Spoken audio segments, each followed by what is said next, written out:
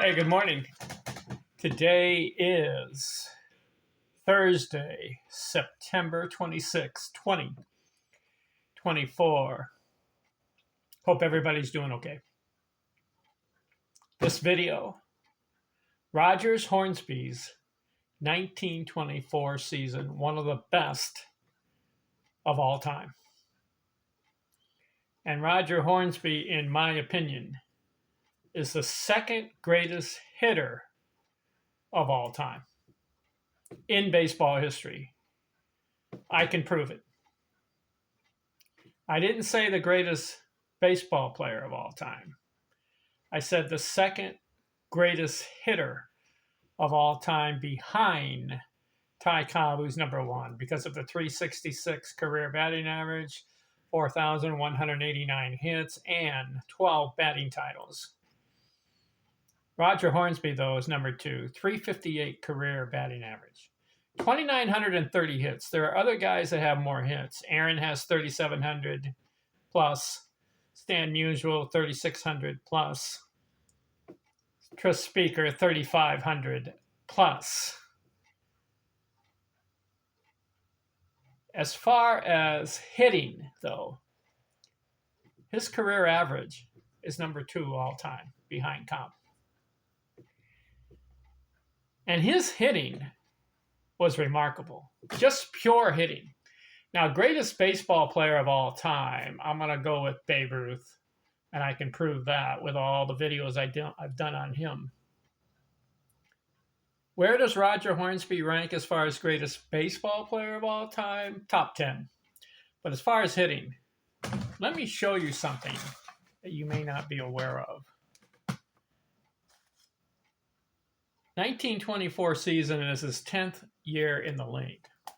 He is, in 1924, 28 years old, so he's in his prime. The 1920s was hard. There was a lot of good pitching, a lot of good teams, Yankees, Giants. He's playing for the St. Louis Cardinals. In his 10th year, he's in a stretch right now. Like I said, 28 years old, in his prime. But not only that, he's going through a 5 to 6 year period where he's averaging 400 batting average. Averaging it. Over a 5 to 6 year period. Starting in 1920, played 149 games and batted .370. In 1921, he played a full season and batted .397. He was batting .400 all the month of September. The last day of the season, he goes 0 for 4. His batting average was .401 on the next to the last day of the season.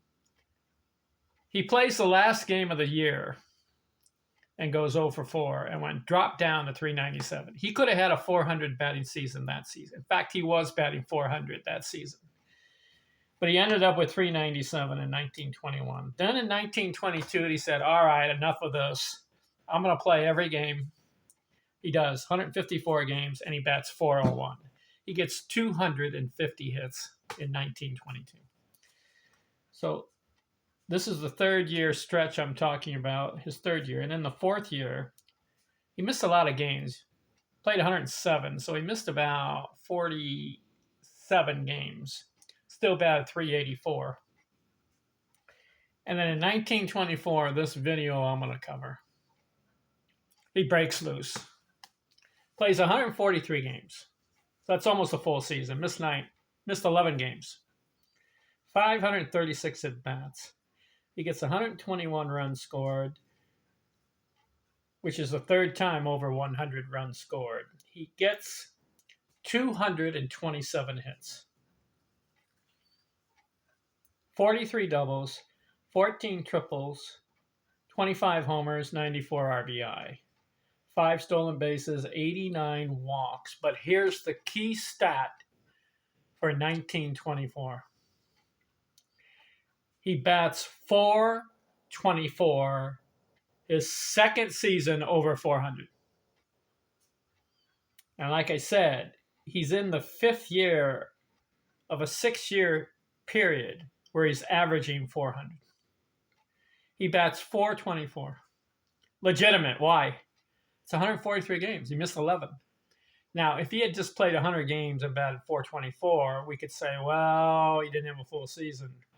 This is almost a full season. 143 games, 536 at-bats, 227 hits. He bats .424. That, where does that rank as far as greatest seasons of all time? Let's look it up.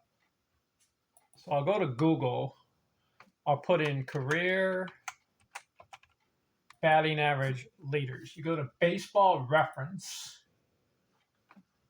and you look at career batting averages, but you can click on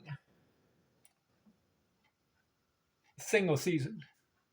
Who had the highest batting averages for the single season?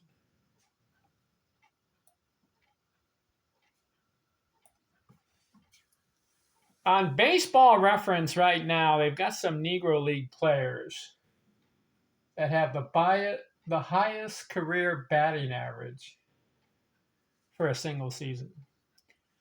But it's suspect. Why? They've got a player called Titelo Vargas, batted .471 in 1943 for a single season. Here's the caveat, or here's the question mark on the season. Only 136 at-bats. See, Rogers Hornsby had 536 to bat .424. See, a little difference. They got Josh Gibson, number 2, 466 in 1 year. He had 302 at-bats. 466 at-bats and had 302 at-bats. But Roger Hornsby had 536. What if Josh Gibson had 536? Could he have maintained 466? We don't know. They've got another guy, Lyman Bostock, 466. He only had 84 at-bats. It doesn't count, in my opinion. Come on. Charlie Smith, 451 1 year. He had 301 at-bats. Again, you got to have about 500 at-bats. Don't you agree? For a legitimate batting average season, you need 500 at-bats. You can't just have 200, 300. Come on. So the guy who I consider the greatest batting average season of all time, Hugh Duffy, had a 440. Why? He had 616 at-bats in 1894. Now, I know it's not in the 20th century. It's in the 19th century, 1894. But he batted 440 with 616 at-bats. How about that? And you got some other guys. I'm going to give credit to Tip O'Neill. He batted 435 1 year and had 572 at-bats. Not bad, Tip O'Neill. The next guy I would consider would be Nap Lajoie. He had a 426 with 582 at-bats. Then you get Willie Keeler and Roger Hornsby, 424. Because they both had over 500 at-bats. You know, Keeler had 618 at-bats. Hornsby, 536. What do you think? Hornsby's in the top, I would say, 5 greatest batting season of all time, if you consider 500 or more at-bats. 424. He had a 1924, he had a 507 on base. That's half the time. 696 slugging. That's very good. 373 at total bases. Outstanding. 80 straight 14 games, 74 multi-hit games. That's the second highest. He had a 78 multi-hit game in 1922. 74 in 1924. 46 two-hit games.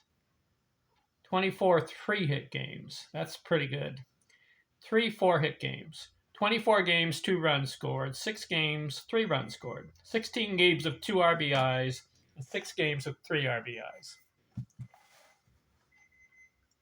Rogers Hornsby's 1924 season is one of the greatest of all time.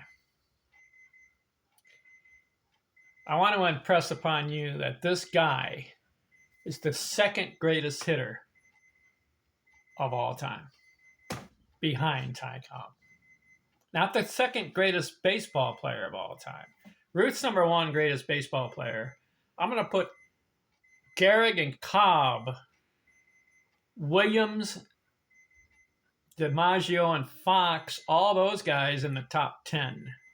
I'll put Rogers Hornsby in the top 10 as far as the greatest baseball players of all time. Top 10. I don't know what number, though, where to rank them. You hear that beeping? That means my hot dogs are done for lunch. I'm cooking them. All right, we're done with 1924 season. Next video, 1925. Talk to you later. I'm out.